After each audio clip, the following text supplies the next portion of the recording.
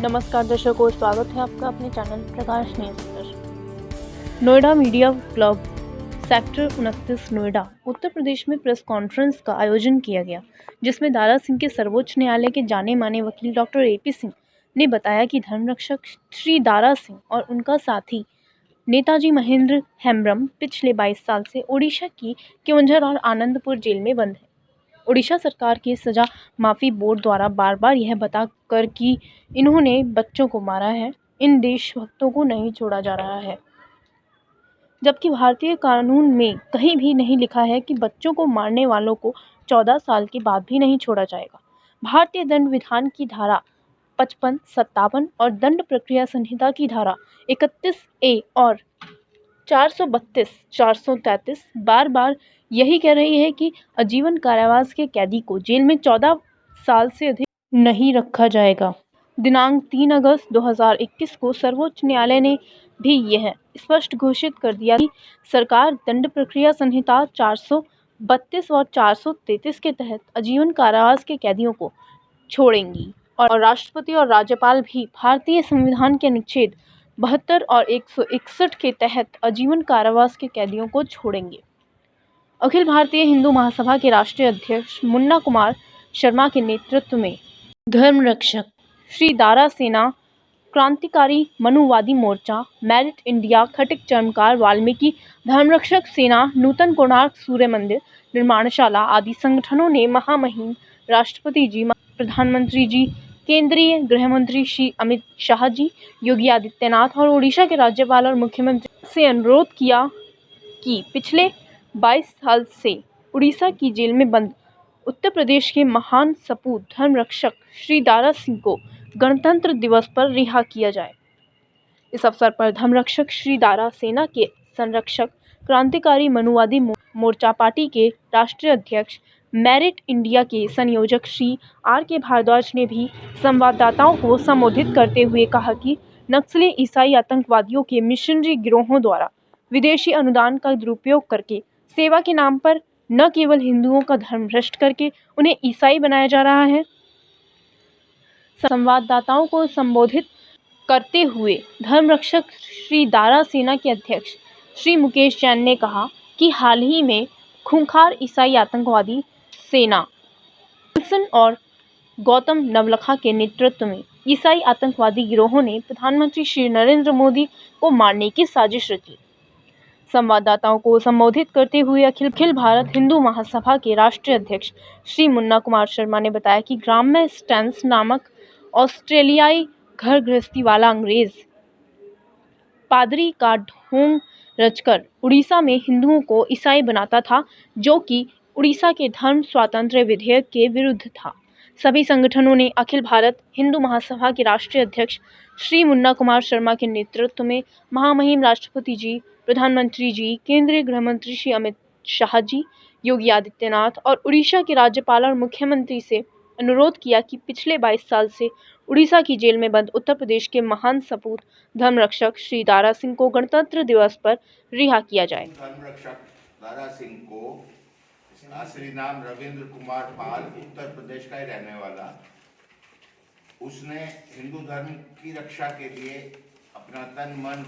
सब न्यौछावर कर दिया था। 22 साल पहले उसको जेल में डाला गया उड़ीसा में, क्योंकि एक नृशंस हत्यारा मिशनरी के रूप में ग्राम स्टेन्स वहाँ रह रहा था, जो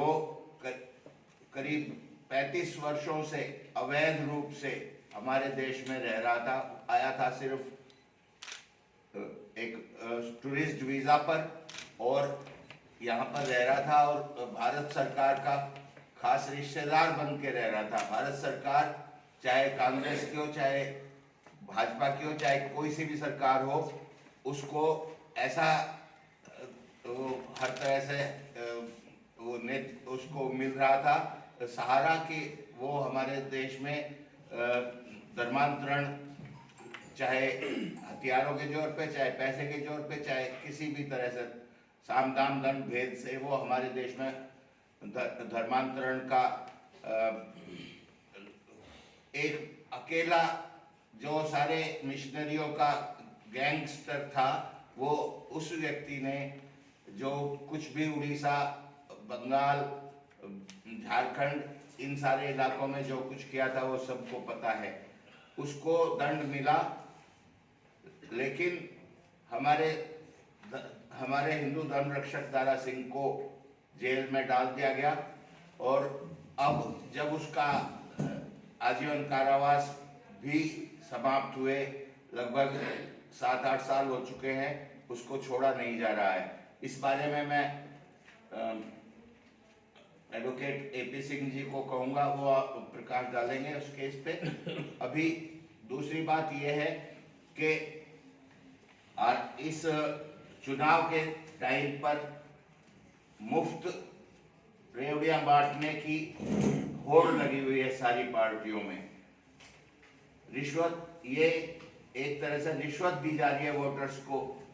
को खरीदा जा रहा है, जिसकी हम खिलाफत करते हैं। हम कहते हैं कि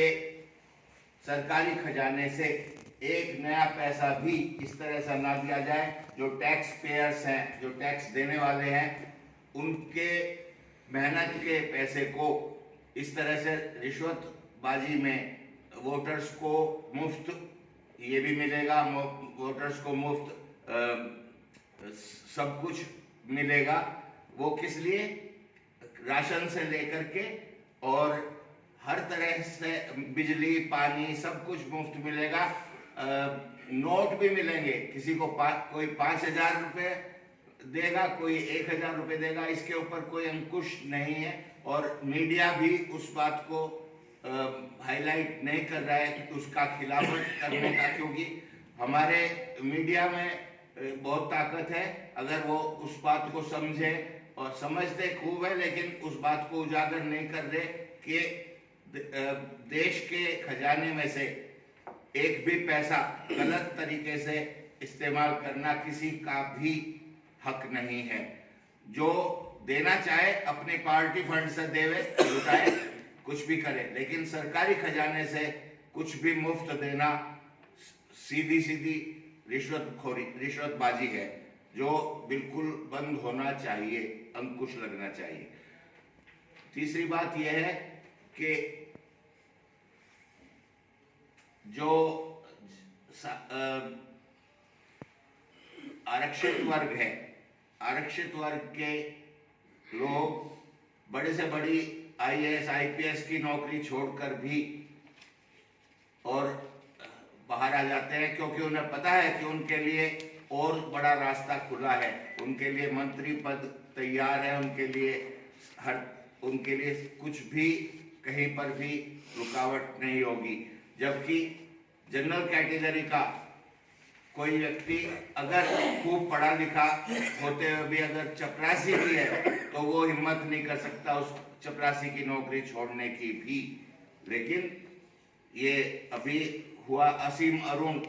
जो लेटेस्ट एक उदाहरण दे रहा हूँ, वो IPS ऑफिसर था, लेकिन उसको पता कि मेरे लिए मंत्री पद तैयार है,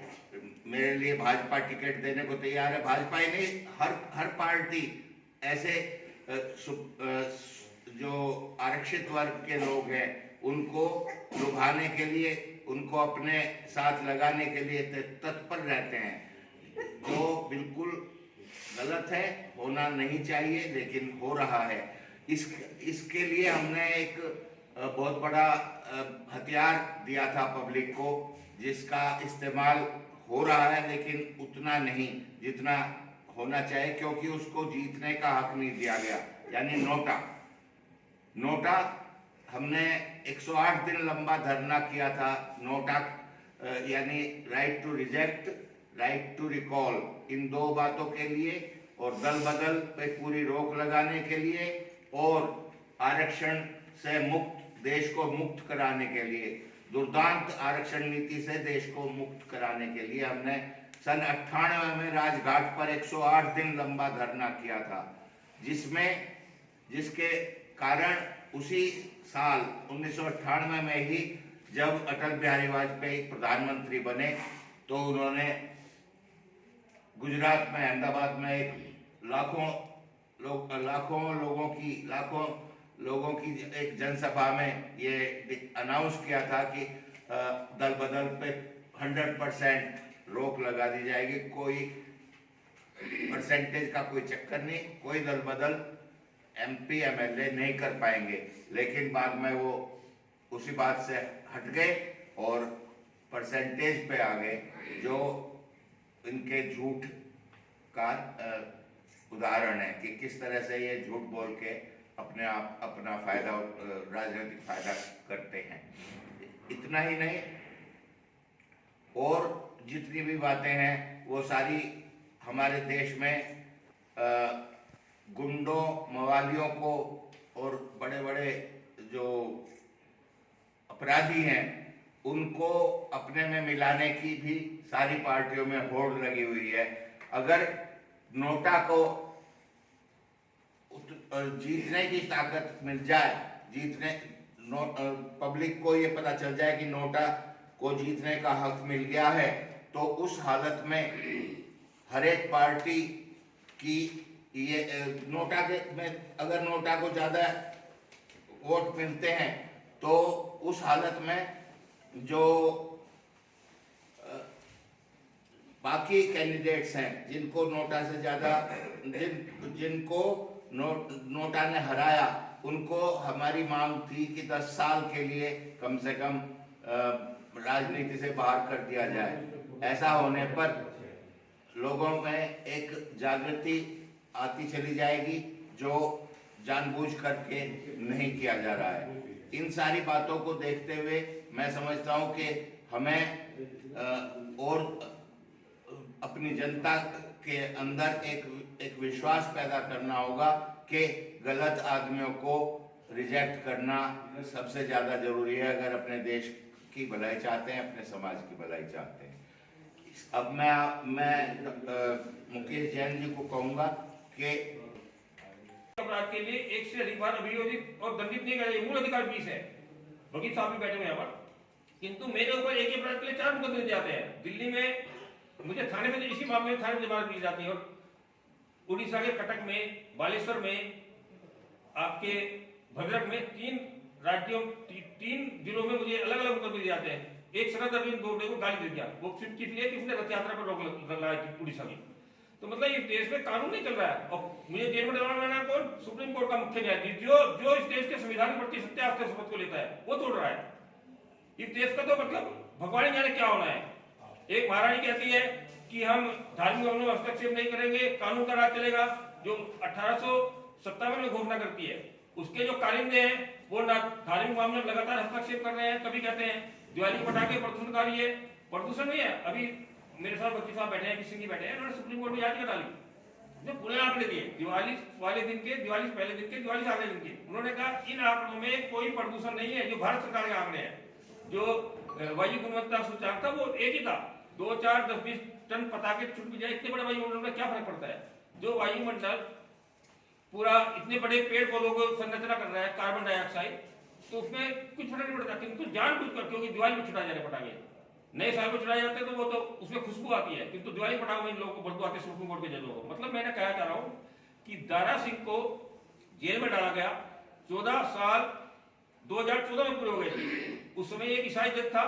जोसेफ और मदन बिलोकुर, वो व्यवस्था देते हैं कि आज उनका अपना कारावास, जबकि भारतीय संविधान का अनुच्छेद 55 है, वो कहता है कि सरकार जो भी आजीवन कारावास की कैदी है उनको 14 साल से पहले छोड़ेगी। राष्ट्रपति को भी अधिकार दिए गए हैं। अनुच्छेद 432, 433 भी कहता है कि आजीवन कारावास के कैदी को, केवल वही कैदी को 14 साल से ज्यादा 14 साल तक जेल में रहना होगा जिसको फांसी की सजा दी गई है, और उसकी फांसी की सजा सरकार ने माफ कर दी है। बाकी सब कैदियों के लिए ऐसा कुछ नहीं है, पर किंतु यहाँ 22 साल तक जेल में है, क्योंकि उसने एक अंग्रेज पादरी को मारा, जो नक्सलवाद फैला रहा है, जो आतंकवाद फैला रहा है, जो हिंदू महिलाओं को डाल के, ईसाई न बनने वाली हिंदू महिलाओं को डाल के नाम पर जिंदा जला रहा है, ऐसे दुर्दांत हत्यारे को मारा, इसलिए उसको 22 साल तक जेल में रखा। मेरा सरकार से, खासकर राष्ट्रपति जी से, राज्यपाल जी से, आप लोगों के माध्यम से, प्रधानमंत्री जी, गृह मंत्री जी से, उड़ीसा के मुख्यमंत्री जी से, जो गृह मंत्री भी हैं, उड़ीसा राज्यपाल से, योगी आदित्यनाथ से, जिनके प्रदेश में ऐसा वीर पैदा किया है, धर्मरक्षक दारा सिंह, उन सबसे अनुरोध है कि दारा सिंह को 22 साल हो गए हैं जेल में, आज उनको छोड़ा जाए। हम बस यही मैं चाहता हूँ। मैं डॉक्टर AP सिंह जी हैं, सुप्रीम कोर्ट के वकील, उनसे अनुरोध करूँगा वो भी 2 शब्द। इलेक्ट्रॉनिक और प्रिंट मीडिया के बंधुओं, जैसा कि अभी आपने सुना, आज अखिल भारतीय हिंदू महासभा के तरफ से तथा धर्म रक्षक श्री दारा सेना एवं क्रांतिकारी मनुवादी मोर्चा पार्टी एवं मेरिट इंडिया तथा खटित चर्मकार वाल्मीकि धर्म रक्षक सेना तथा नूतन पूर्णांक सूर्य मंदिर निर्माणशाला की तरफ से तथा अन्य बहुत से हिंदू संगठनों की तरफ से देश के महामहिम राष्ट्रपति जी को तथा उड़ीसा के गवर्नर राज्यपाल महोदय जी को तथा उत्तर प्रदेश के यशस्वी मुख्यमंत्री योगी जी को एवं देश के गृह मंत्री अमित शाह जी को इस बाबत ज्ञापन दिया गया है, प्रार्थना पत्र दिया गया है कि विगत 22 वर्षों से उत्तर प्रदेश के रहने वाले धर्म रक्षक दारा सिंह, जिन्हें 22 वर्षों से उड़ीसा के क्योंझर जेल में बंद किया गया है और जो केस भी उन पर पूरी तरह से झूठा और षड्यंत्र के तहत लगाया गया है, जिसमें उनके दूसरे साथी जो दारा सिंह के साथी थे नेताजी महेंद्र हेम्ब्रम, जो कि आनंदपुर जेल में है, और दारा सिंह क्योंझर उड़ीसा की जेल में 22 वर्षों से बंद है और उनको अभी तक नहीं छोड़ा गया है, जबकि सारा प्रोसेस हो चुका है। और उड़ीसा सरकार के सजा माफी बोर्ड द्वारा भी बार बार ये बात कहने के बाद एक बच्चे की ग्राउंड लेकर उसको रोक दिया जाता है। तो इस बाबत देश के उपरोक्त सभी, देश के गृह मंत्री, देश के महामहिम राष्ट्रपति, उड़ीसा के राज्यपाल महोदय तथा क्योंकि उत्तर प्रदेश का रहने वाला दारा सिंह है, तो इसलिए उत्तर प्रदेश के माननीय मुख्यमंत्री जी से भी अनुरोध किया गया है कि क्योंकि 14 वर्ष पूरे हो चुके हैं, जैसा कि हमारा भारत का संविधान कहता है, भारतीय दंड विधान की धारा 55 और 57 कहती है, CRPC 31A कहती है, उसके आधार पर अब दारा सिंह को और उनके साथी महेंद्र को छोड़ दिया जाना चाहिए। और जो 26 जनवरी आ रही है उस पर तो अति आवश्यक हो जाता है भारत के संविधान की रक्षा करते हुए और देश के न्याय हित को और access to justice for all, क्योंकि न्याय सबके लिए उपलब्ध होना चाहिए, उस आधार पर उनको छोड़ा जाना चाहिए। और हमारा भारत का संविधान भी आजीवन कारावास के कैदियों के लिए आर्टिकल 72 और आर्टिकल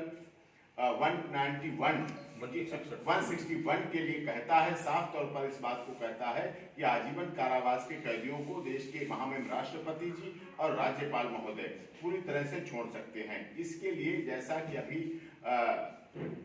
आदरणीय श्री R.K. भारद्वाज जी ने तथा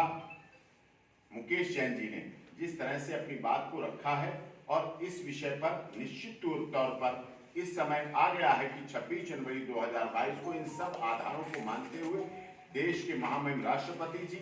देश के माननीय गृह मंत्री जी अमित शाह जी से और उड़ीसा राज्य, क्योंकि उड़ीसा में एक घटना हुई और उड़ीसा में बंद है, तो वहां से उड़ीसा के महामहिम गवर्नर महोदय,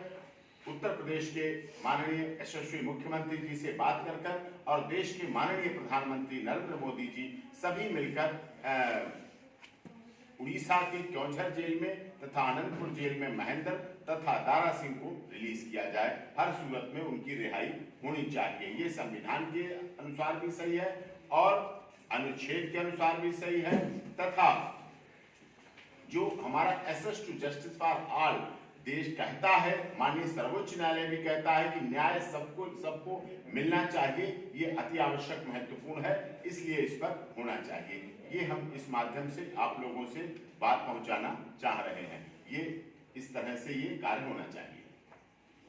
आपके सवाल को सर, डॉक्टर ए.पी. सिंह, मेरा सवाल आपसे है कि इंडिया गेट में 50 वर्षों से स्थापित जो अमर जवान ज्योति है उसको हटा दिया गया है, क्या ये उचित है? देखिए, आपका बिल्कुल सवाल जायज है और देश ये जानना चाह रहा है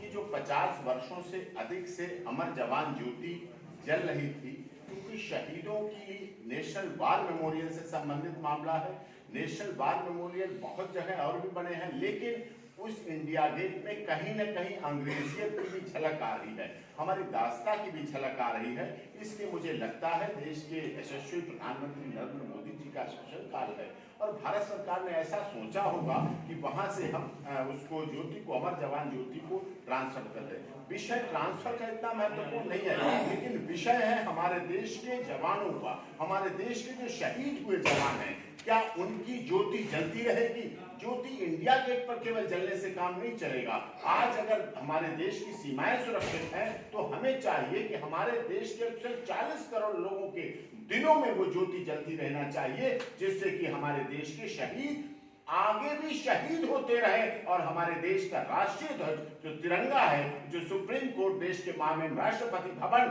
और सभी न्यायालयों, उच्च न्यायालयों और लोकसभा, राज्यसभा, विधानसभाओं में जो लहराता है वो राष्ट्रीय ध्वज लहराता रहे। लेकिन इससे भी बचा जा सकता था कि यदि इसमें ज्योति को वहां ट्रांसफर किया गया, नेशनल वार मेमोरियल और भी है, लेकिन ये सबसे अच्छा काम माननीय मोदी जी ने किया है कि इंडिया गेट जो केवल उपवन के रूप में था और एक विदेशी दास्ता के रूप में इंडिया गेट माना जाना जाता था, इतिहास में जाना जाता था, और आज ये विषय आया है कि वहां नेशनल वार मेमोरियल ऐसा विशाल मेमोरियल बना है जिसे देश देखेगा। क्योंकि अगर जिस समाज का इतिहास खत्म कर दिया जाता है, इतिहास में रुकावट आ जाती है, तो आगे भविष्य नहीं बन पाता। नई पीढ़ी इतिहास को देखती है, पढ़ती है, सुनती है, गढ़ती है, समझती है, तब उसमें इतिहास आगे बनता है। इसलिए और सर, इंडिया गेट पर 23 जनवरी को सुभाष चंद्र बोस की मूर्ति की स्थापना की जाएगी, इस पर आपका क्या कहना है? देखिए, ये बहुत ही महत्वपूर्ण और बड़ी खुशी का विषय है कि पिछले वर्षों से, आजादी के समय से, आजादी के उस महानायक को, नेताजी सुभाष चंद्र बोस, जिन्होंने हमें नारा दिया था कि तुम मुझे खून दो, हम तुम्हें आजादी देंगे, ये बहुत महत्वपूर्ण नारा था आजादी के समय का। और उन्होंने उस समय की सर्वोच्च नौकरी को छोड़कर इस देश के आजादी के आंदोलन में आए और तुम मुझे खून दो, हम तुम्हें आजादी देंगे के नारे को साकार किया और लोगों ने उनके साथ कंधे से कंधा मिलाकर किया। उन्होंने ऑल इंडिया फॉरवर्ड ब्लॉक की राजनीतिक पार्टी की स्थापना की और देश को एक दिशा देने का काम किया। ऐसे नेताजी सुभाष चंद्र बोस केवल बंगाल में ना बल्कि पूरी दुनिया में समाहित हैं, पूरी दुनिया उन्हें जानती है। लेकिन पिछली सरकारों के कार्यकाल में कुछ नेताजी सुभाष चंद्र बोस के बारे में उतना अधिक नहीं किया गया कार्य, उतना अधिक नहीं किया गया कार्य जिसमें करना चाहिए था, जिसके नेताजी सुभाष चंद्र बोस हकदार थे और हकदार हैं। इतिहास जानता है, इस देश के करोड़ों लोग जानते हैं कि नेताजी सुभाष चंद्र बोस के बलिदान को भुलाया नहीं जा सकता। उन्होंने जिस तरह से त्याग के साथ उनका बलिदान जो है और उन्होंने किया, आज माननीय मोदी जी ने जिस तरह से नेताजी सुभाष चंद्र बोस की आज उस 50 साल पुरानी दास्ता की, जहां पर कभी उसकी दूसरी अंग्रेज की मूर्ति रहती थी, उस जगह पर अब नेताजी जो 23 जनवरी, कल 23 जनवरी है, 23 जनवरी 2022 का दिन ऐतिहासिक होगा जब देश के माननीय प्रधानमंत्री नरेंद्र मोदी जी वहां पर नेताजी सुभाष चंद्र जी की मूर्ति का वहां स्थापना के लिए कार्य करेंगे और स्थापना होगी और वहां निर्माण करके वहां मूर्ति लगेगी। और 23 जनवरी और वहां की मूर्ति, क्योंकि इंडिया गेट एक ऐतिहासिक जगह है, एक इंडिया गेट भारत का हार्ट है, दिल है, वहां पर जो भी आएगा, जो भी देखेगा, और नेताजी सुभाष चंद्र बोस की क्योंकि आत्मा तो अजर और अमर है, वो न मरती है, न जलती है, न भीगती है, न उड़ती है, न कहीं, क्योंकि गीता कहता है, भागवत गीता कहता है आत्मा के बारे में। तो नेताजी सुभाष चंद्र बोस की आत्मा भी क्योंकि इस दुनिया में है और वो देखेंगे कि आज हमारे त्याग और बलिदान की भारत सरकार ने महत्वता को माना है और वहां पर मूर्ति लगेगी। और इसमें बहुत अच्छी बड़ी खास बात है कि वहां पर अंग्रेजों की मूर्ति लगी, क्योंकि अंग्रेज मतलब जो भारत गुलाम था और अंग्रेजों ने मतलब आज तक कोई मूर्ति लगी। सुभाष चंद्र बोस युद्ध अपराधी थे अंग्रेजों के, नेहरू जी से या जो ट्रांसफर ऑफ पावर हुआ था उसके तहत उस युद्ध अपराधी को अंग्रेजों को सौंपना यहाँ के सत्ताधीशों की, नेहरू जी की जिम्मेदारी थी। आज मोदी जी ने इस देश की आजादी का एक परचम फैलाया है और उन नेताजी सुभाष चंद्र बोस की मूर्ति को स्थापित करने जा रहे हैं जिनको अंग्रेज युद्ध अपराधी कहते थे। ये अंग्रेजी जो साम्राज्य है उस पर एक बहुत बड़ा तमाचा है मोदी जी का। तो ये विषय है बहुत महत्वपूर्ण है कि शहीदों की चिताओं पर लगेंगे हर वर्ष मेले, वतन पर मरने वालों का यही बाकी निशा होगा। नेताजी सुभाष चंद्र बोस को सच्ची श्रद्धांजलि इस 23 जनवरी 2022 को भारत सरकार दे रही है, जिसको पूरी दुनिया सैल्यूट करेगी, पूरा देश मानेगा और इस बात के लिए रहेगा। सर हाल ही में भारत सरकार द्वारा 35 यूट्यूब चैनल्स को बैन किया गया है, क्या ये लोकतंत्र की हत्या नहीं है? नहीं, आपने बिल्कुल निश्चित तौर पर आपका सवाल जायज है और ये सवाल देश के YouTube चैनल क्या और लोग भी पूछ रहे हैं, जानना चाह रहे हैं। दिसंबर 2021 में भी 20 न्यूज चैनल जो थे, YouTube चैनल्स थे, उनको भारत सरकार ने बैन किया था और कल ही है, कल 30 YouTube चैनल को बैन किया है भारत सरकार ने। कुछ इंस्टाग्राम को, कुछ और आईडीज को, सोशल मीडिया के, उनको बैन किया है। अब भारत सरकार को लॉ एंड ऑर्डर मेंटेन करने का काम राज्यों और भारत सरकार का भी है। सूचना प्रसारण मंत्रालय का कार्य है कि यदि कोई ऐसे YouTube चैनल जो सोशल मीडिया पर, क्योंकि आज सोशल मीडिया की महत्वता को नकारा नहीं जा सकता। आज सोशल मीडिया को चाहे चुनाव हो, चाहे सामाजिक क्षेत्र हो, चाहे राजनीतिक क्षेत्र हो, चाहे आर्थिक क्षेत्र हो, सभी तरह से बहुत बड़े स्तर पर देखा जा रहा है। ऐसे में जो YouTube चैनल पर यदि इस बात में सच्चाई है, मैं ये साथ, मुझे पूरी जानकारी नहीं है अंदर की, वो तो सूचना प्रसारण मंत्रालय जानेगा और जो उस पर जांच कर रहे हैं वो विषय जानेंगे। उनका कहना यह है कि कुछ YouTube चैनल पाकिस्तान से संचालित होते थे, कुछ दूसरे देशों से संचालित होते थे। अगर वो YouTube चैनल दूसरे देशों से संचालित होते हैं और देश की सुरक्षा व्यवस्था के लिए खतरा है, अगर वो चीज गलत चलाते हैं, हमारे देश के माननीय राष्ट्रपति जी के लिए, देश की सर्वोच्च न्यायालय सुप्रीम कोर्ट के लिए और देश की भारत सरकार के लिए अगर कोई चीज गलत चलाते हैं, हमारे देश में व्यवस्था फैलाना चाहते हैं, हमारे देश में जाति, क्षेत्र, भाषा, धर्म और संप्रदाय के आधार पर कोई ऐसा दुष्प्रचार करते हैं जो गलत चीजें फैलाना चाहते हैं, अशांति फैलाना चाहते हैं, देशद्रोह की भावनाओं से प्रेरित है, वो देशभक्ति के खिलाफ अगर वो काम करते हैं, तो यदि उन पर बैन लगाया है तो निश्चित तौर पर ठीक लगाया है। लेकिन यदि कोई ऐसे तथ्य मिलते हैं, कोई सबूत मिलते हैं कि किसी ऐसे व्यक्तिगत राजनीतिक विद्वेष की भावना से, क्योंकि इस समय वर्तमान में भारत के 5 बड़े राज्यों में चुनाव है, विधानसभा के चुनाव में है, अगर उसको टारगेट करके उन पर बैन लगाया गया यूट्यूब चैनल पर, तो उस पर इलेक्शन कमीशन ऑफ इंडिया को भी ध्यान देना चाहिए और भारत सरकार को भी बदले की भावना से, राजनीतिक विद्वेष की भावना से, राजनीतिक दुराभाव की भावना से, राजनीतिक लाभ लेने की भावना से, राजनीति को खेल के हिसाब से कि चुनाव में हमें क्या लाभ मिलेगा, क्या हानि मिलेगा,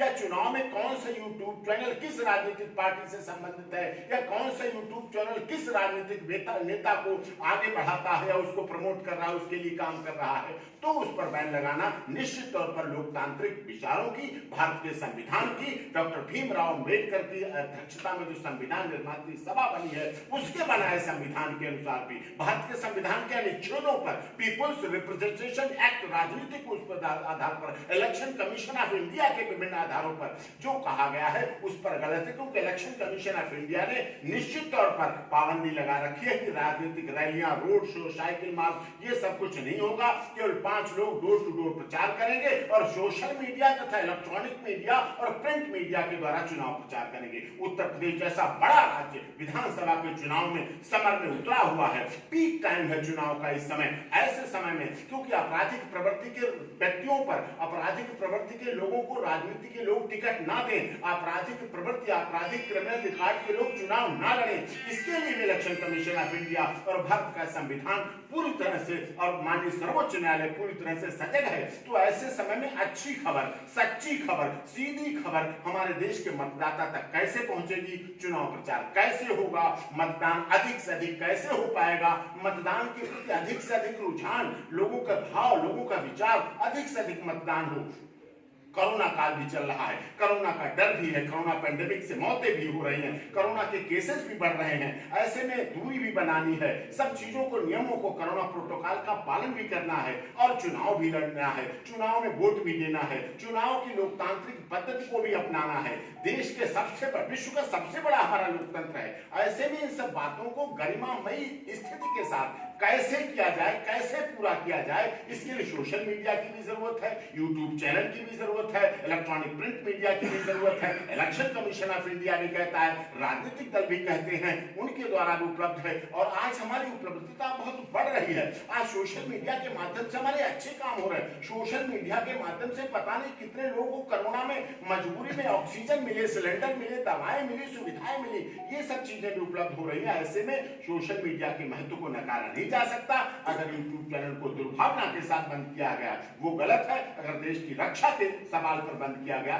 तो बिल्कुल सही है, मेरा ये कहना है। सर मेरा आखिरी सवाल आपसे से ये प्रयास है। उसके बाद भी उसे 14 साल के बाद जो एक्स्ट्रा जो 22 वर्ष उसको जेल में रहते हुए वो हम प्रार्थना करते हैं, हम सरकार से अनुरोध करते हैं, देश के माननीय राष्ट्रपति महोदय, उत्तर प्रदेश के उड़ीसा के उत्तर प्रदेश के माननीय योगी जी से तथा उड़ीसा राज्य के कटक में जो गवर्नर साहब हैं उनसे अनुरोध करते हैं, माननीय गृह मंत्री जी अमित शाह जी से अनुरोध करते हैं कि वो दूध का दूध पानी का पानी करते हुए access to justice for all न्याय के तहत धर्म रक्षक दारा सिन्हा तथा महेंद्र को क्योंझर जेल तथा आनंदपुर जेल से तत्काल प्रभाव से 26 जनवरी को अपना दिल बड़ा करते हुए कानून का पालन करते हुए भारतीय संविधान के अनुसार देश के महामहिम राष्ट्रपति जी और देश के उत्तर प्रदेश और कटक के गवर्नर साहब के द्वारा उसको रिलीज किया जाए, रिहा किया जाए। मेरा नाम मुकेश जैन है। मैं धर्म रक्षक श्री दारा सिन्हा का राष्ट्रीय अध्यक्ष हूँ। मेरे बराबर में दारा सिन्हा के संरक्षक आर के भारद्वाज जी भी खड़े हैं और हमारे दारा सिंह के जो वकील हैं ए पी सिंह जी भी खड़े हैं। आज का हमारा लक्ष्य यही है कि आजीवन कारावास के जो भी कैदी हैं उनको 14 वर्ष में छोड़ने का भारत सरकार का नियम है। धारा 55 कहते हैं कि बिना सरकार की सम्मति के समुचित सरकार, बिना कैदी की सम्मति के समुचित सरकार का यह कर्तव्य है कि वो आजीवन कारावास प्राप्त कैदी को 14 वर्ष से पहले छोड़े। धारा 31A कहती है सीआरपीसी की कि एक अपराधी कई तरह का अपराध करता है, चोरी भी करता है, डाकी भी करता है, किसी का हाथ काट देता है, किसी पैर काट देता है, किंतु उसकी यदि सजा 50 साल की बैठती है विभिन्न अपराधों में, किंतु उसको 14 साल से ज़्यादा जेल में नहीं रखा जाएगा। इसी के साथ धारा 332 भी कहती है कि आजीवन कारावास प्राप्त कैदी को 14 साल में छोड़ने का सरकार का वो है। और किंतु धारा 433 कहती है कि यदि कोई व्यक्ति फांसी की सजा का अधिकारी है तो फांसी सजा दी गई है, उसको सरकार सजा उसकी माफ कर देती है, तो उसके को 14 साल तक जेल में रखा। सर मेरा सवाल आपसे है कि उड़ीसा के कटक में जो नवीन कोणार्क मंदिर है उसका जो निर्माण है या स्थापना है उसकी, उसमें क्या रुकावटें आ रही हैं? रुकावटें क्या, हम तो सरकार से पिछले 18 साल से लगातार मांग कर रहे थे कि उस मंदिर को, कोणार्क मंदिर को खोला जाए। जब कोणार्क मंदिर नहीं खोला गया तो हम लोगों ने वहाँ पर नवीन कोणार्क सूर्य मंदिर, जो हमारे मुख्यमंत्री नवीन पटनायक जी हैं उनके नाम पर बनाने की हमने घोषणा की और एक जमींदार ने हमको ज़मीन दी, वहाँ पर हमने उस मूर्ति को स्थापित करके वहाँ मंदिर को हमने छोटा मंदिर बना दिया और बृहद मंदिर बनाने की योजना आगे लगी। किंतु अभी 2 दिन पहले ही जो हमारा वो मंदिर था, उड़ीसा की सरकार ने वो मंदिर को तोड़ दिया। ये मतलब एक बहुत घिनौनी बात है, बहुत बड़ा मतलब धर्म पर हमला है कि जो पूरा कोणार्क क्षेत्र सूर्य भगवान के नाम पर है, जो सूर्य भगवान के नाम पर ही कोणार्क क्षेत्र है। भगवान जगन्नाथ ने, जब भगवान श्री कृष्ण उन्होंने द्वारका में थे, उनके पुत्र शाम को कुष्ठ रोग हो गया उनके श्राप से, उसने कहा कि ये श्राप आपका गलत है और भगवान को एहसास हुआ तो उन्होंने पूरे विश्व में कोणार्क नाम की जगह देखी कि आप मैत्रेय वन में जाओ, चंद्रभागा के तट पर सूर्य भगवान की उपासना करो। उन्होंने सूर्य भगवान की उपासना की, उनका कुष्ठ रोग निवारण हुआ। सब पूरे मतलब जो भगवान श्री कृष्ण ने पूरे संसार में जो भूमि खोजी सूर्य उपासना के लिए, सबसे बड़ा क्षेत्र वो कोणार्क है। आज उस कोणार्क क्षेत्र में अंग्रेजों ने सूर्य भगवान की पूजा को रोक दिया। 1920 में कोणार्क सूर्य मंदिर में पत्थर भर दिए, उसमें मलबा भर दिया और सूर्य भगवान की पूजा रोक दी। आज अंग्रेज तो स्मरण हो गया, उसकी मलबा भरने के बाद, पूजा रोकने के बाद अंग्रेजों ने का जो था साम्राज्य उसमें कलकत्ता में ही था। कलकत्ता में कोई सम्राट नहीं बैठता है, सम्राट दिल्ली बैठता है, किंतु जैसे ही मंदिर बंद किया गया तो वो दिल्ली की बादशाह पर काबू जोड़ने में कामयाब रहे। आज देश में जितनी भी अंग्रेजी ताकतें बढ़ रही हैं, उसका सिर्फ एक ही प्रमुख कारण है कि कोणार्क में सूर्य पूजा नहीं हुई। उस सूर्य पूजा को हमने शुरू किया और आप देखिए उसके परिणाम क्या क्या निकले। अभी नेताजी सुभाष चंद्र बोस की प्रतिमा स्थापित हुई। युद्ध में जो अमर जवान ज्योति है उसके स्थान पर जो अंग्रेजों के प्रति समर्पित सैनिक थे उनको श्रद्धांजलि दी। आज वो हमारे सैनिकों को श्रद्धांजलि दे रही है। कोणार्क मंदिर के इस फैसले में प्रशासन को इतना बुरा लग रहा है, आपको क्या लगता है? देखिए मंदिर तो बनेगा, मूर्ति की पूजा हो रही है। जो भगवान जो श्री कृष्ण के पुत्र शाम थे उनको छोटी मूर्ति बनी थी, मंदिर बना था, किंतु उस मूर्ति में पूरी ताकत है। आज वो मूर्ति की स्थापना हो चुकी है, पूजा हो रही है, छोटा मंदिर बन चुका है। जैसे रामलला का मंदिर है अयोध्या में, छोटा मंदिर था, तिरपाल में था पर मंदिर था, ऐसा मंदिर वहाँ स्थापित हो चुका है। तो सूर्य की जो ताकत है भारत सरकार को मिल रही है, वो ताकत मिल रही है। और बड़ा मंदिर बनाने के लिए रथ के 6 पहिए हमारे तैयार हो चुके हैं। पूरा बड़ा मंदिर, ये मतलब भगवान जगन्नाथ का हमको आदेश हुआ है तो हमने उतना ही बड़ा मंदिर बनाने का संकल्प लिया है जितना बड़ा मंदिर कोणार्क में राजा नरसिंह देव ने बनाया था। तमाम न्यूज़ से संबंधित अपडेट्स पाने के लिए जुड़े रहिए हमारे चैनल प्रकाश न्यूज़ के साथ और लाइक और सब्सक्राइब करना ना भूलें। धन्यवाद।